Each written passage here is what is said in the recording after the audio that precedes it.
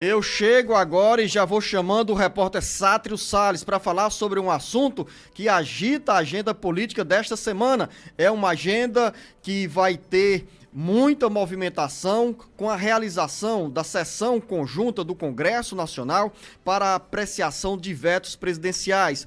Um dos vetos diz respeito à desoneração da folha salarial, que pode ser derrubado e representar uma derrota para o governo federal. A desoneração da folha salarial gera muita expectativa entre lideranças empresariais e também lideranças sindicais. Sátrio Salles. Após sucessivos adiamentos, o Congresso Nacional pode ter uma semana decisiva sobre a apreciação de vetos presidenciais com repercussão na agenda política, econômica e fiscal.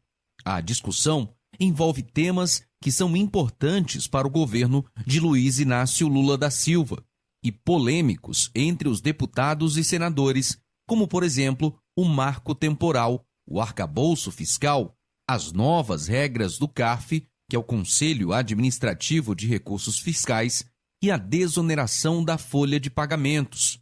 O presidente do Congresso Nacional, o senador Rodrigo Pacheco, marcou para a próxima quinta-feira, dia 14, uma sessão conjunta entre Câmara dos Deputados e Senado Federal para apreciação dos vetos presidenciais.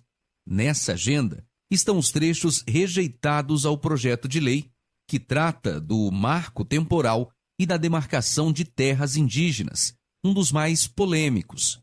O ambiente na relação entre o legislativo e executivo ficou tenso, com a declaração do presidente Lula, que cobrou mobilização social contra raposas no galinheiro. A Frente Parlamentar do Agro, composta por 324 deputados e 50 senadores, reagiu à declaração e afirmou em nota que falas criminalizam os integrantes do Legislativo.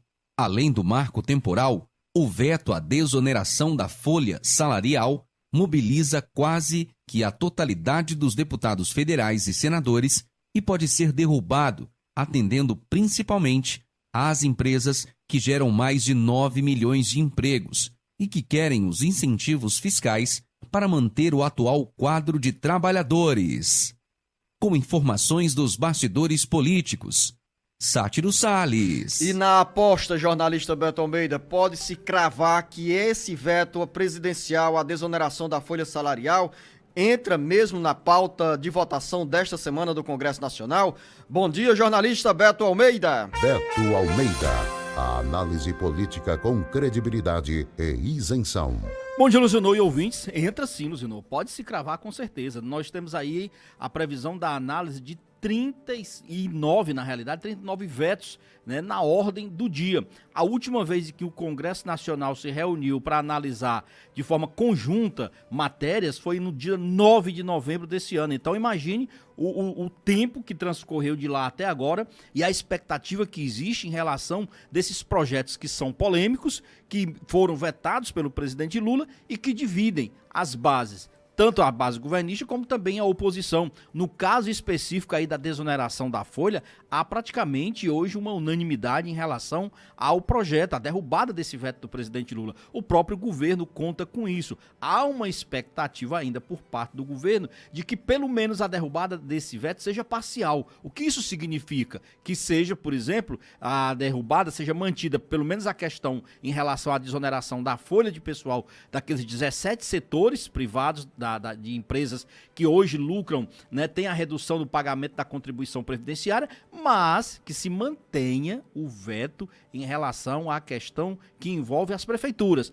Essa é a expectativa do governo. Mas é claro, existe também uma contrapartida para isso. O que é que o governo pretende dar para os prefeitos, para os municípios em relação a isso? Porque os municípios dizem que vão perder e vão perder muito. Então, ano que vem é um ano de eleições municipais. Então, é difícil você imaginar que o governo, de fato, vai encontrar respaldo no Congresso, na votação, que precisa ser uma votação, dizendo metade mais um, então é 257 votos lá na Câmara, 49, né?